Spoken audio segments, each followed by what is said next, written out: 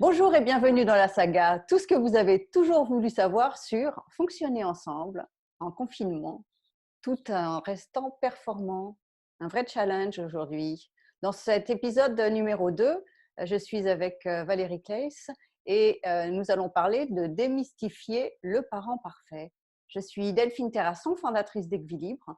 J'aide les entrepreneurs à construire un business florissant et performant tout en gardant un bon équilibre de vie.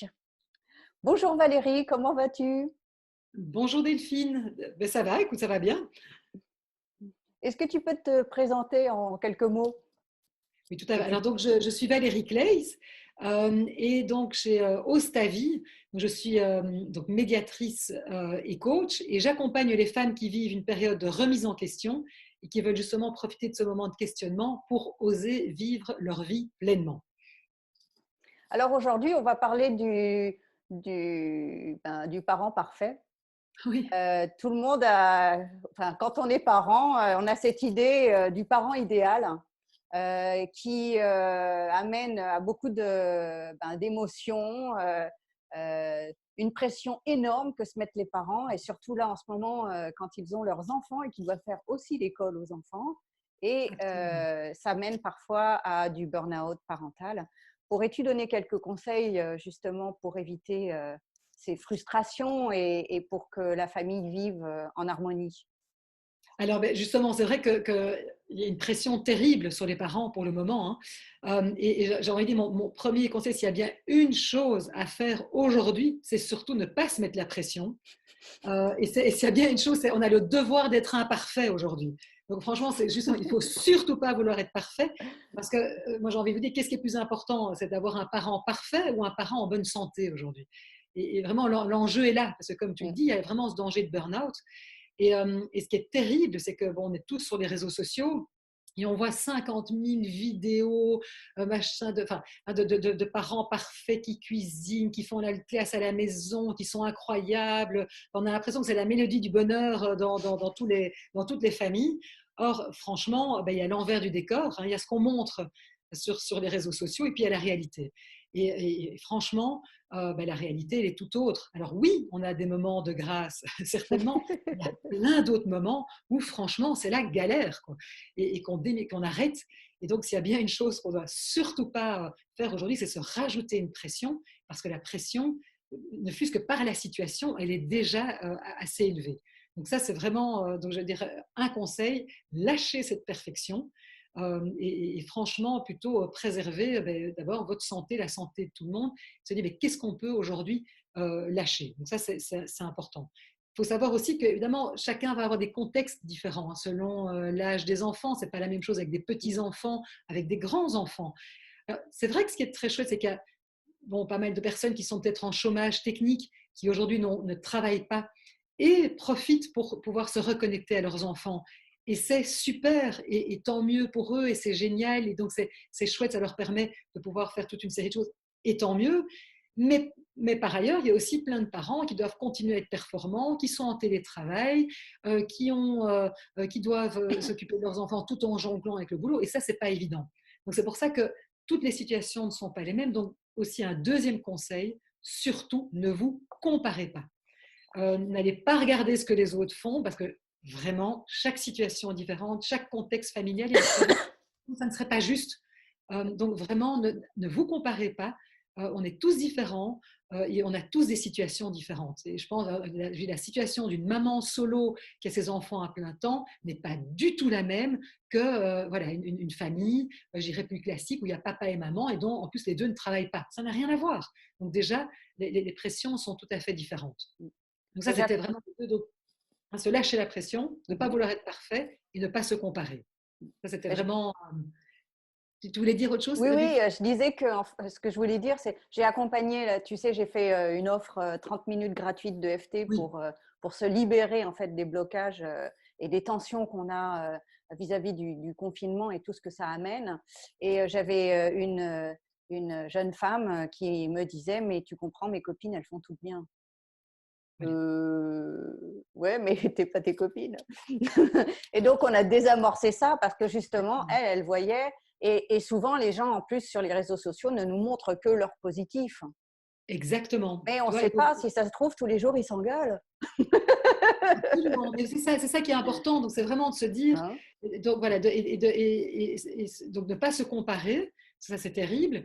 Ne pas prendre pour argent comptant tout ce qu'on voit, parce que franchement, comme tu dis, à l'envers du décor, Ouais. parce qu'on va pas, on met généralement ce qui va bien sur les réseaux sociaux, pas ce qui est difficile. Or, ce danger de burn-out parental, il est vraiment, il est là, il est réel. Il y a beaucoup d'acteurs de santé qui s'inquiètent de ça, Mhm. qui le voient. Donc, c'est aussi de se dire, bon, ben voilà, peut-être privilégier, je dirais, la qualité à la quantité. C'est un moment de se dire, ben non, il vaut peut-être mieux passer une chouette demi-heure avec ses enfants plutôt que de se mettre la pression en disant qu'il faut que du matin jusqu'au soir, ça soit parfait. Ben non. Et de nouveau, c'est cette idée d'organisation, c'est de se dire Mhm. comment on peut structurer les journées, quels sont les moments où ben, je vais travailler, je demande qu'on me laisse tranquille, quels sont les moments qu'on va passer en famille, quels sont les moments pour les devoirs. Si on est en couple, ben, c'est dire, tiens, comment est-ce qu'on se partage la tâche, qui s'occupe des enfants quand, qu'est-ce qu'on fait ensemble, qu'est-ce qu'on fait chacun séparément, qui est en charge de qui quand. Enfin oui, donc ça demande quand même voilà, de mettre une certaine organisation, aussi bien, je dirais, du temps des activités, mais également de l'espace aussi. Se dire, mais comment on peut aussi avoir, ben, voilà, de nouveau, chacun son espace, quels sont les endroits qu'on réserve pour pouvoir se mettre au calme pour travailler, quels sont les endroits. Donc c'est vraiment, même dans des tout petits espaces, on peut, avec l'aide d'un paravent, un drap de lit. Moi, j'avais justement une cliente qui me disait, mais moi, j'ai mis un drap de lit pour séparer ben, voilà, un endroit pour que vraiment on se dise, mais juste pour me faire mon endroit à moi. Alors bien sûr, c'est qu'un drap de lit, mais ça me permet de me créer mon petit espace, mon petit Mhm. cocon.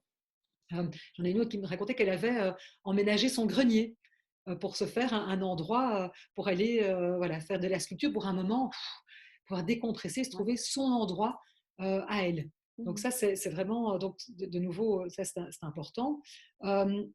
Choisir ses combats aussi.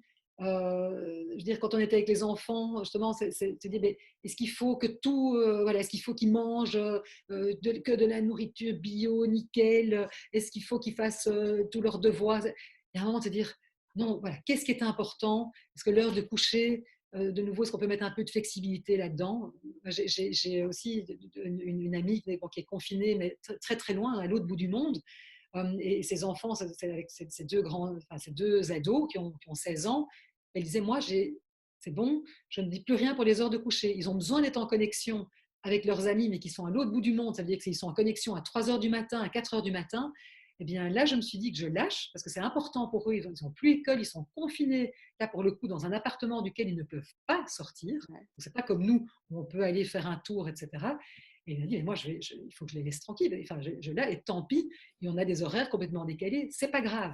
Donc, c'est vraiment, se dire comment on peut aussi faire preuve de flexibilité, Ouais. de souplesse aussi Mhm. aujourd'hui. Donc, Donc, en c'est fait, vraiment le parent parfait, oublions d'être un parent parfait et soyons un parent imparfait exactement.